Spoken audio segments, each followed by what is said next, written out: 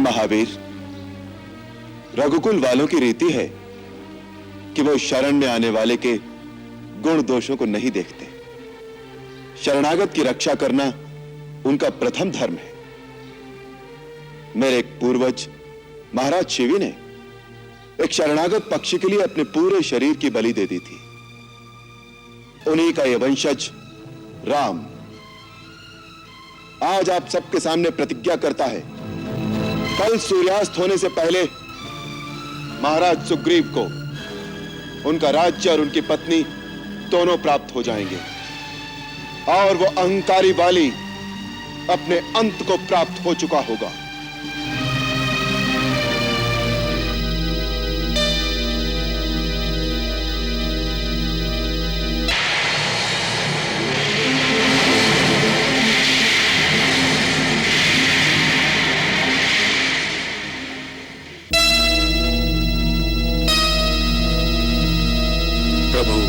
धन्य हैं आप।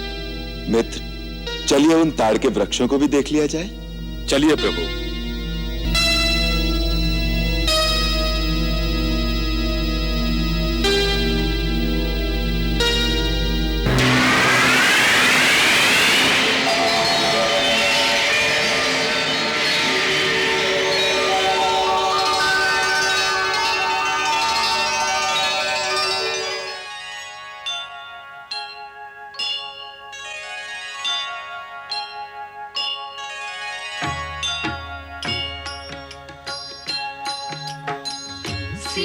सीताराम चरित अति पावन, मधुर सरस अरु अति मन भावन।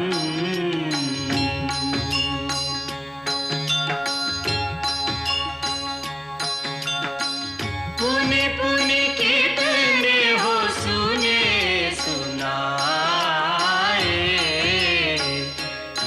की प्यास बुझत न बुझाए।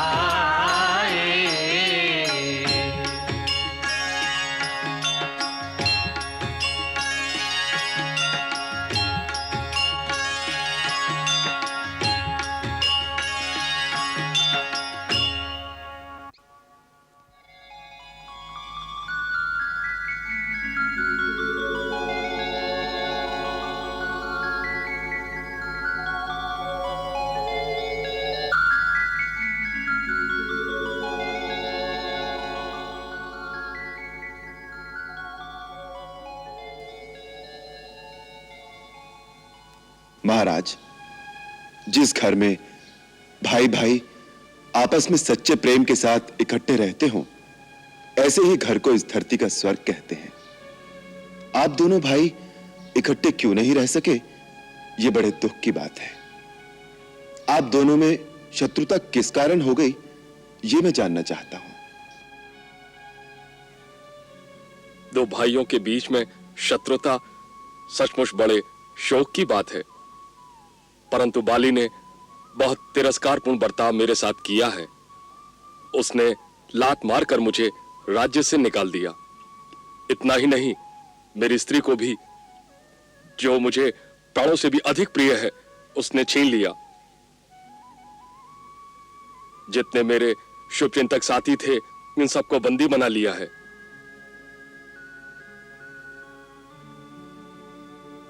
इन सब बातों की याद आते ही मेरी आत्मा में प्रतिशोध की ज्वाला धधकने लगती है। इस अंतर ज्वाला को शांत करो मित्र। यह ज्वाला तो केवल बाली के लहू से ही शांत हो सकती है राघव, क्योंकि यदि मैं हृदय की इस दहकती हुई आग को शांत करने की बात कभी सोचता भी हूं, तो बाली सोचने नहीं देता। वह मुझे और मेरे साथियों को जान से मारने के लिए किसी न किसी को यहाँ भेजता ही रहता है।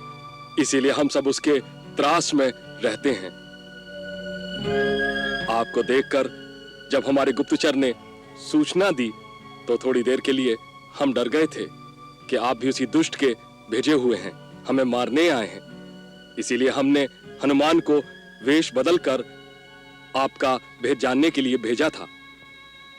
यह अवस्था तो बड़ी विषम है, क्योंकि जब कोई पुरुष हिम्मत हार कर इस प्रकार उत्साहहीन हो जाता है, तब उसके जीवन में हर घड़ी हर पल एक भय, एक आशंका के स्वर गूंजते रहते हैं।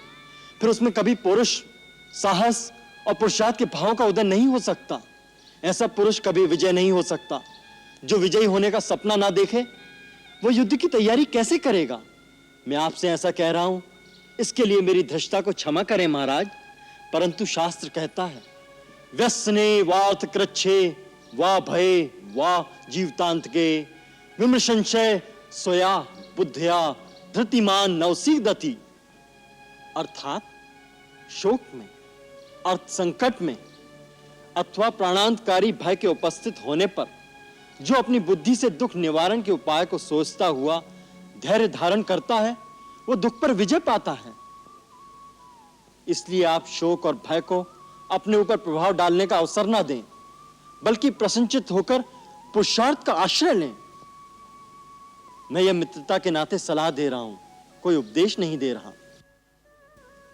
तुम ठीक कह रहे हो लक्ष्मण, परंतु जिसका शत्रु बाली जैसा बलशाली हो, जिसे सारी धरती पर कहीं आश्रय पाने का स्थान न मिले, उसके लिए धैर्य धारण करना बड़ा कठिन कार्य है। अब आप दोनों के आ जाने से मेरा इतना साहस बढ़ गया है कि मुझे फिर से आशा होने लगी है। आशा को कभी छोड़ना नहीं चाहिए मित्र। लक्ष्मण ठीक कहता है, जो आशा रखता है वो सदा विजयी होता है। प्रभु, यह कहने के लिए ठीक है, परंतु आप बाली की शक्ति का अनुमान नहीं लगा सकते। युद्ध में जब उसने मेरे ऊपर घूंसों का प्रहार किया तो ऐसा लगता था जैसे उसका हाथ नहीं इंद्र का वज्र हो। परंतु आपने उसका ऐसा क्या बिगाड़ा था जो उसने आप पर इतना घोर अत्याचार किया? कुछ नहीं प्रभु, मैं तो सदा उसकी सेवा ही करता रहा हूं। पिता की मृत्यु के पश्चात जब से वह राजा बना और मुझे युवराज बनाया, तब से मैं एक दास की भांति उसकी सेवा ही करता आया हूं। हमारी किष्किंधा नगरी धरती के नीचे एक विशाल गुफा में बसी हुई है। नगर के बीचों बीच हमारा राजमहल है। हम वहीं बड़े सुख और आनंद से रहते थे, बाली तारा के साथ और मैं अपनी पत्नी रूमा के साथ। मेरे मन में कभी बाली के प्रति लेश मात्र भी वैमनस्य का भाव नहीं रहा। उन्हीं दिनों मायावी नाग के एक पराक्रमी दानव से स्त्री के कारण बाली की घोर शत्रुता हो गई। मायावी मैं दानव का पुत्र और दुंदुभी का बड़ा भाई था। एक दिन आधी रात के समय वही मायावी नामक दानव किष्किंधापुरी के सिंहद्वार पर आकर भैरवनाद करता हुआ बाली को युद्ध के लिए ललकारने लगा। बाली, बाली किधर है तू? अपनी वीरता पर गर्व है तुझे? बाहर निकल, हम अभी युद्ध करते हैं। बाली, बाली, अरे ओ बाली, किधर है तू? अपनी वीरता पर तुझे बहुत गर्व है। आज मायावी दानव युद्ध के लिए ललकारता है। यदि हिम्मत है तो मेरे साथ लड़, नहीं तो ये किष्किंधा नगरी मेरे हवाले कर दे।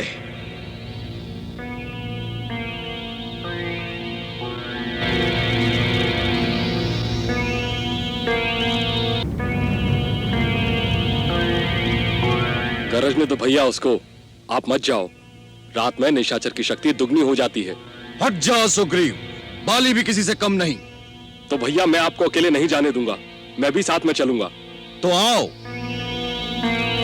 बाली, कब तक अपनी स्त्री की गोद में मुंह छुपाए रहेगा? नगर के बाहर निकल, मेरे सामने आकर या तो युद्ध कर, नहीं तो चूड़ियां पहन ले।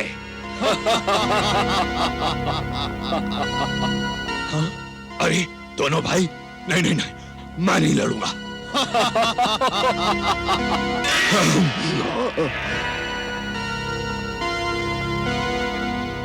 हम दोनों भाइयों को साथ आया देखकर वह दानव भयभीत होकर भागा।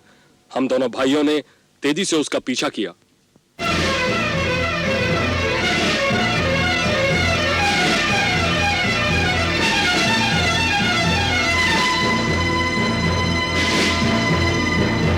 भैया, जो कायरों की भांति गुफा में जाकर छुप गया है, उसे जाने दो। नहीं सुग्रीव, वो बार बार मुझे युद्ध के लिए ललकारता है। जब मदिरा पान कर लेता है तभी किष्किंधा नगर के द्वार पर आकर इसी प्रकार गरजता है। आज मैं उसे सदा के लिए शांत कर दूंगा। परंतु भैया, शत्रु के घर में सोच समझ कर प्रवेश करना चाहिए। यह गुफा कहां तक जाती है इसका कुछ पता नहीं, इसलिए मेरे विचार में हमें लौट जाना चाहिए। तुम बड़े कायर हो सुग्रीव, परंतु बाली किसी की ललकार सहन नहीं कर सकता। आज या वो नहीं रहेगा या मैं नहीं। तुम यहीं गुफा के मुंह पर पहरा दो, जिससे और कोई उसकी सहायता को ना आ जाए। मैं अंदर जाकर आज ये प्रतिदिन का झगड़ा ही मिटा देता हूं। जब तक मैं ना आ जाऊं, तुम यहीं पहरे पे खड़े रहना, समझे?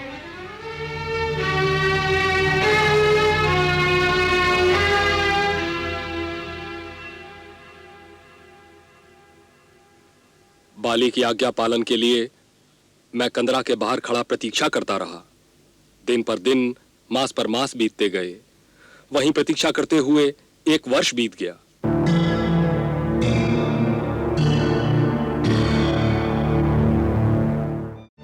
दीर्घ काल के पश्चात एक दिन अचानक मैंने देखा कि उस कंदरा में से फेन सहित खून की धारा फूटकर बाहर निकल रही है।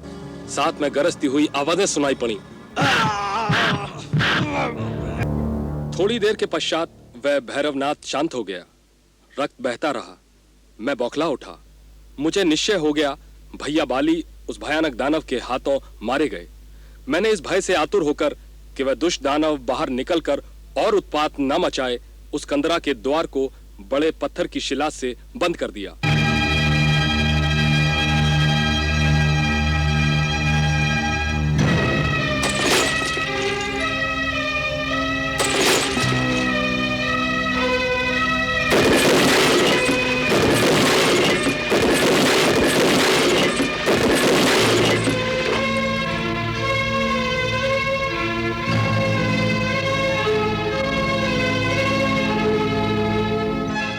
शोक से व्याकुल होकर मैं किष्किंधापुरी लौट आया।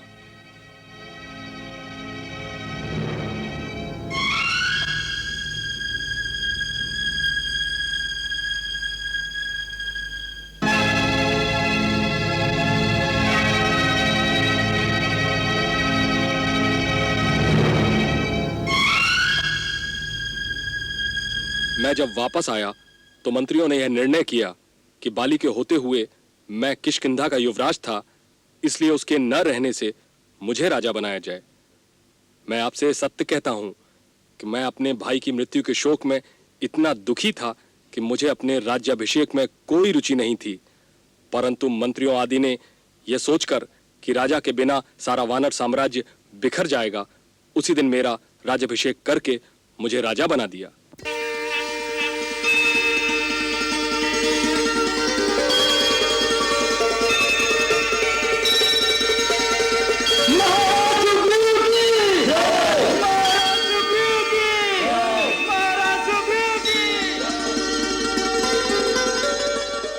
उधर बाली वास्तव में मरा नहीं था।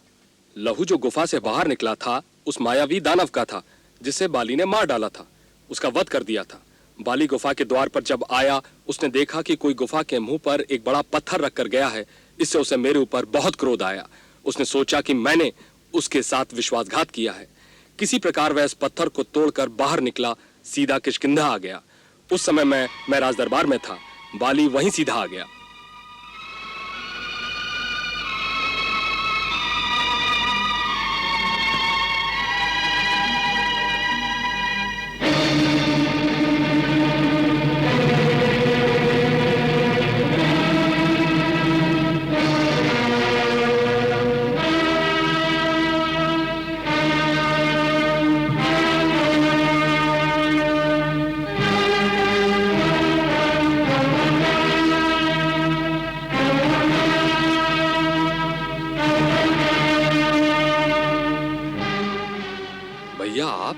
हाँ, मैं वापस आ गया।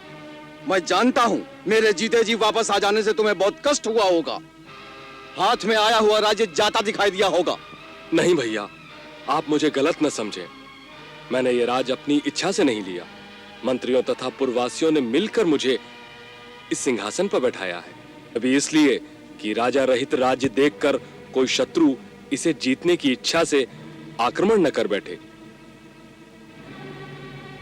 यह राज आपकी धरोहर है।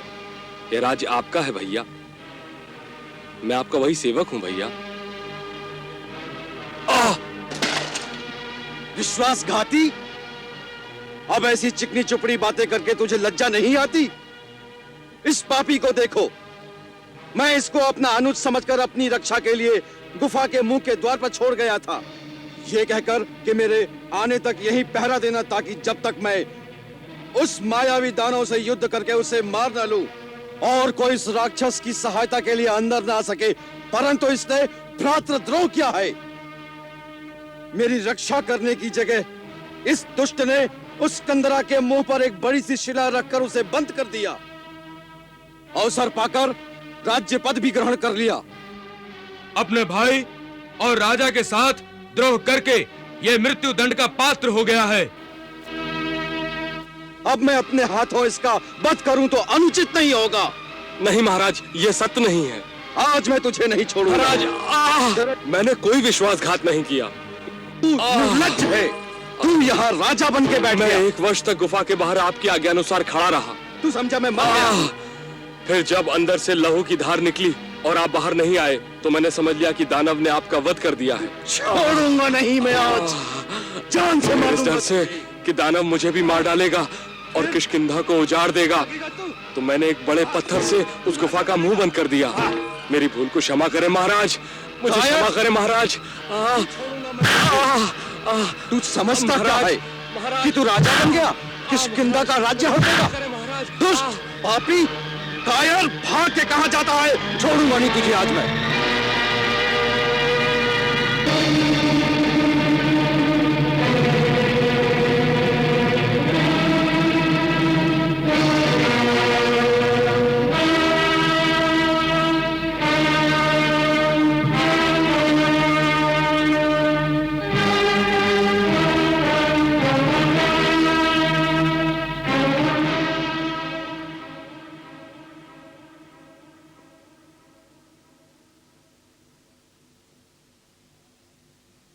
मैंने बार बार क्षमा प्रार्थना की, परंतु उस निर्दयी ने किंचित दया न दिखाई।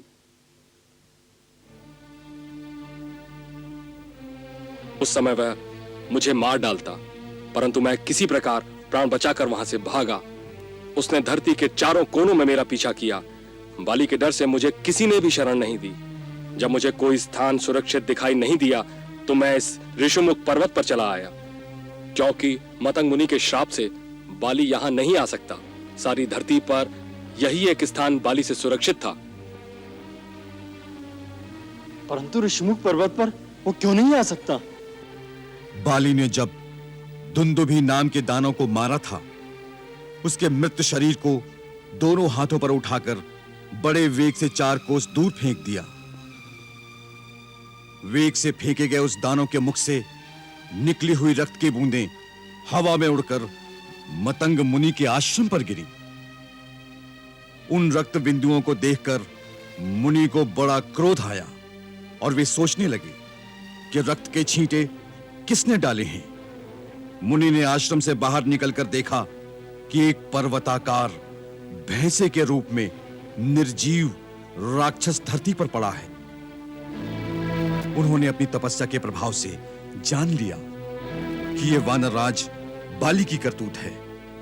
अतः क्रोध में आकर बाली को बड़ा भयंकर श्राप दिया। जिसने रक्त के छींटे डालकर मेरे आश्रम को अपवित्र किया है, वो आज से इस वन में प्रवेश न करे। यदि वो ऐसा करेगा तो उसकी मृत्यु हो जाएगी। मेरे आश्रम के चारों ओर 1 योजन की भूमि में जब वो पैर रखेगा तो अपने प्राणों से हाथ धो बैठेगा। ये सुनकर बाली दौड़ा हुआ महर्षि के पास गया और हाथ जोड़कर लगा क्षमा याचना करने, परंतु महर्षि ने उसका आदर नहीं किया। वे चुपचाप अपने आश्रम में चले गए। बाली श्राप के भय से व्याकुल हो गया।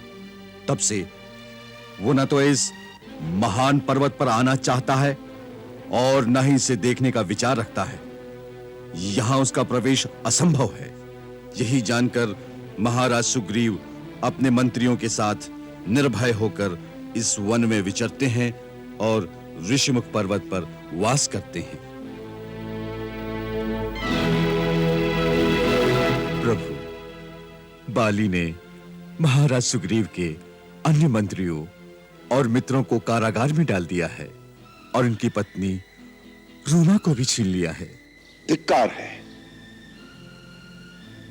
यह अपराधी उसे मृत्युदंड देने के लिए पर्याप्त है।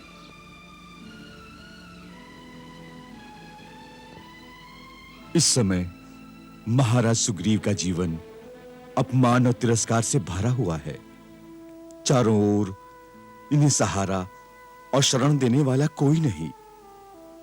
प्रभु, आप तो निराश्रों का आसरा, नियोटियों की ओट और निर्बलों का बल हैं। महाराज सुग्रीव आपकी शरण में आए हैं। अपने चरणों में इन्हें शरण दीजिए प्रभु, इन्हें शरण दीजिए।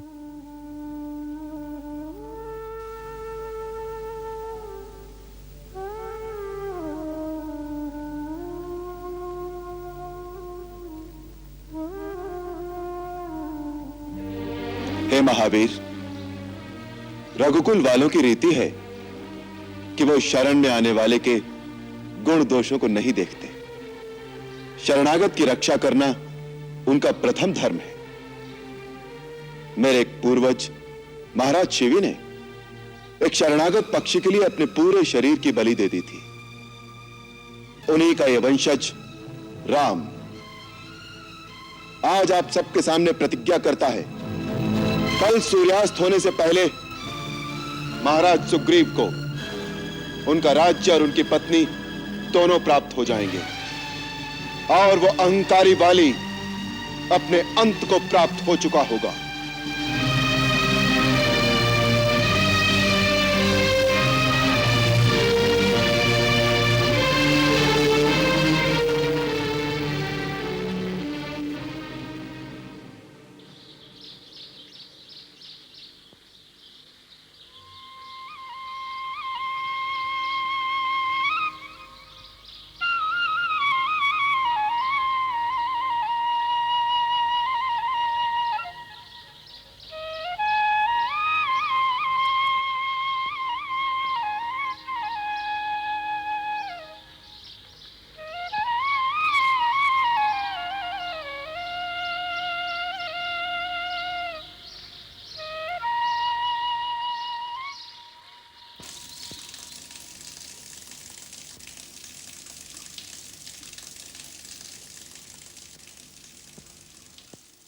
महाराज, आज का दिन आपके लिए शुभ हो।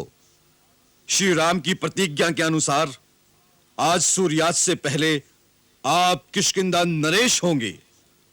उसके लिए आपको अभी से बधाई हो। हनुमान, हम इसी चिंता में हैं। इसमें चिंता की क्या बात है महाराज? महाराज ये सोच रहे हैं कि उन्होंने बड़ी भीषण प्रतिज्ञा कर ली है, परंतु वो ये जानते हैं कि बाली कितना बलशाली है। क्या वो दोनों बाली को मार सकेंगे? मुझे तो विश्वास है कि अवश्य मारेंगे। महाराज, उनके श्री चरणों में मैंने शंख और चक्र के चिन्ह देखे हैं। इससे सिद्ध होता है कि वो स्वयं महाविष्णु का रूप हैं। उनके बारे में आशंका करना उचित नहीं है। फिर भी महावीर, यदि वो महाविष्णु का रूप हैं ही, तो भी इस समय तो वो मानव रूप में ही हैं। क्या ये उचित नहीं होगा कि उन्हें बाली की यथार्थ शक्ति से अवगत कराया जाए? जैसी आपकी इच्छा।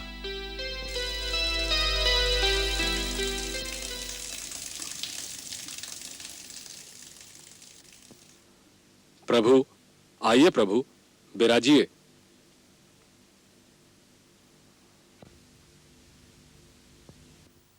प्रभु, महाराज सुग्रीव आपसे कुछ निवेदन करना चाहते हैं। क्या कहना चाहते हैं? महाराज को कुछ आशंका है। आशंका? कहो मित्र, कैसी आशंका है? ऐसी कोई आशंका तो नहीं है प्रभु। मुझे पूर्ण विश्वास है आप अपनी प्रतिज्ञा को अवश्य निभाएंगे और बाली को मार गिराएंगे। फिर भी मेरा यह कर्तव्य है कि इससे पहले कि आप बाली से टक्कर लें, आपको उसके वास्तविक बल का ज्ञान करा दिया जाए। अच्छी बात है मित्र, बताइए उसका बल। प्रभु, बाली के शरीर में धरती, जल, अनल अनिल इन चारों तत्वों का सम्मिलित बल है। समुद्र मंथन के अवसर पर एक समय उसने अकेले ही मंदराचल पर्वत को घुमा दिया था, जिससे सारा सागर शुद्ध हो गया था। उसे वर प्राप्त है कि जो कोई उसके सामने युद्ध करने जाएगा, उसका आधा बल बाली को मिल जाएगा। वो सूर्योदय से पहले ही पश्चिम समुद्र से पूर्व समुद्र तक और दक्षिण सागर से उत्तर सागर तक घूम आता है और उसे थकान नहीं होती है। आठों दिशाओं के अंत तक जाकर वो अधिष्ठित अष्ट मूर्तियों की पूजा दिन प्रतिदिन किया करता है। पूर्व काल की बात है, एक दुंदुभी नाम का असुर रहता था। उसकी ऊंचाई कैलाश पर्वत के समान थी और उसमें 1000 हाथियों का बल था। भैंसे का रूप धारण किए अपने तीखे सिंगों के कारण वह बड़ा भयानक जान पड़ता था। दुंदुभी अपने बल के मद से चूर समुद्र तट पर गया और उसने समुद्र को युद्ध के लिए ललकारा। मैं तुझे युद्ध के लिए ललकारता हूं।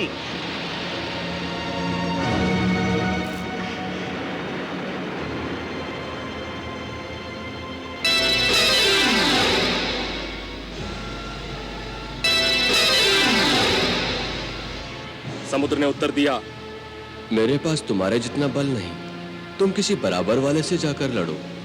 कहां मिलेगा ऐसा योद्धा? तुम उत्तर दिशा में जाओ, वहां हिमवान पर्वत को ललकारो।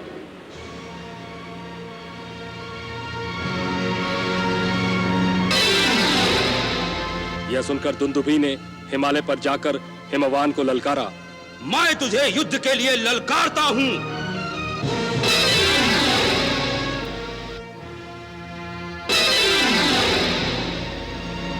और हिमवान ने कहा, मैं तो परम तपस्वियों और ऋषियों के साथ रहता हूं।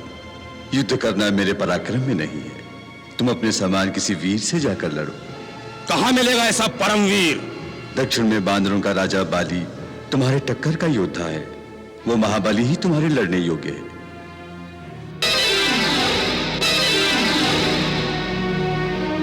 यह सुनकर युद्ध की इच्छा से दुंदुभी ने किष्किंधा नगरी के द्वार पर आकर बाली को ललकारा। बाली, ओ बाली, मैं तुझे युद्ध के लिए ललकारता हूं। बाली, बाहर निकल। बाली, ओ बाली। बाली शत्रु की ललकार को कभी सहन नहीं कर सकता। वो उसी समय नगर के द्वार पर आ गया और दोनों में एक भयानक युद्ध आरंभ हो गया।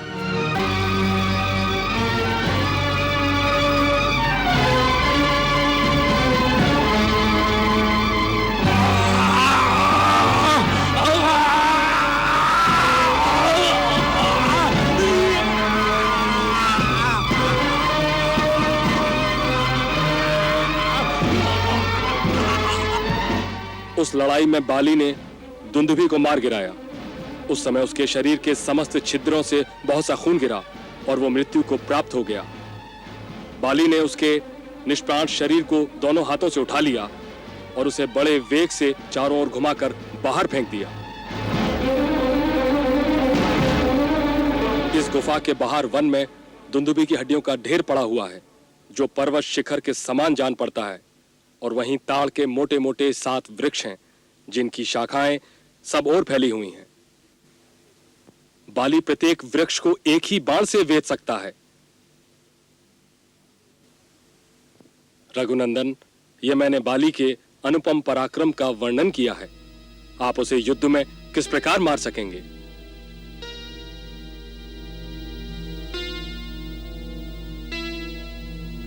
अच्छी बात है महाराज सुग्रीव, आप मुझे वो ताड़ के 7 वृक्ष और दुंदुभी की अस्थियों का ढेर दिखा दीजिए। आइए प्रभु, चलिए।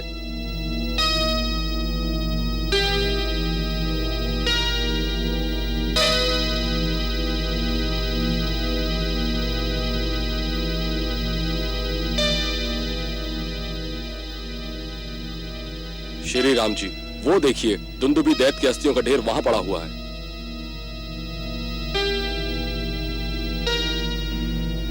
तो ये है वो जिसे बाली ने अपने दोनों हाथों से उठाकर 4 कोस दूर फेंका था। हाँ, परंतु अब उसके इस पिंजर में मांस नहीं रहा, इसलिए इसका भार हल्का हो गया है। क्या आप अपने पैर की ठोकर से इसे उतनी दूर फेंक सकते हैं? प्रयत्न करके देख लेते हैं। और उधर देखिए, ताड़ के 7 वृक्ष। बाली की भुजाओं में इतना बल है कि जब वह बाण चलाता है तो उसका बाण ताड़ के वृक्ष को भेद कर पार निकल जाता है। इस प्रकार वह 7 बाणों से 7 वृक्षों का भेदन कर सकता है। यदि आप इन वृक्षों पर अपने बाण को परख लें तो अच्छा होगा। मेरी धृष्टता क्षमा करें नाथ। बाली का शरीर वज्र के समान है। आप उसके शरीर पर जिस बाण से आघात करना चाहते हैं उस बाण की शक्ति को परख लेना उचित होगा। अच्छी बात है, मैं दोनों चीजों को परख लेता हूं।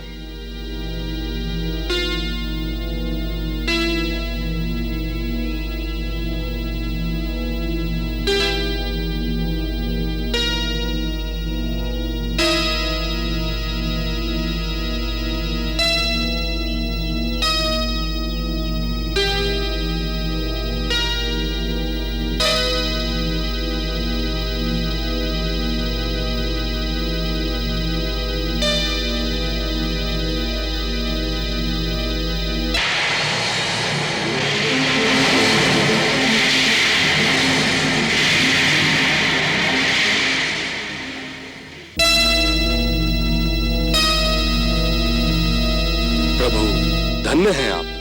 मित्र, चलिए उन ताड़ के वृक्षों को भी देख लिया जाए। चलिए प्रभु।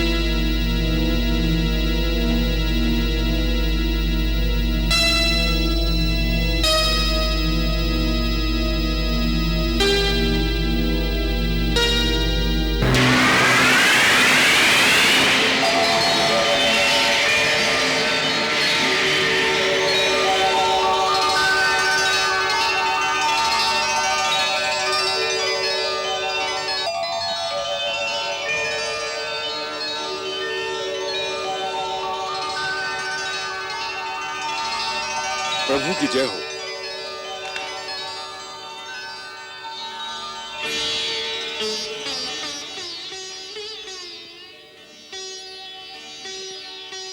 श्री राम, आपकी जय हो। अब तो अपने मित्र की बात पर विश्वास आ गया ना? क्षमा करें प्रभु, अब मुझे अपनी विजय पर पूर्ण विश्वास है। तो फिर चलो किष्किंधा और चलकर उस वाली को युद्ध के लिए ललकारो। जो आज्ञा प्रभु। चलिए।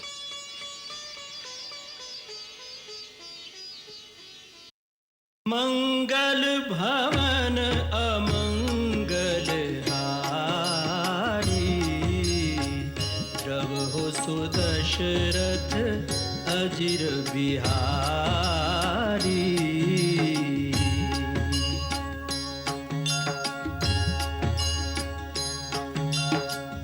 सीताराम चरित अति पावन, मधुर सरस अरु अति मन भावन।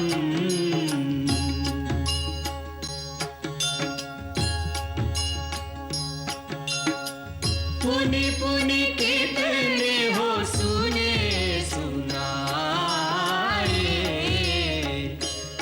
की प्यास बुझ बुझत न बुझाए।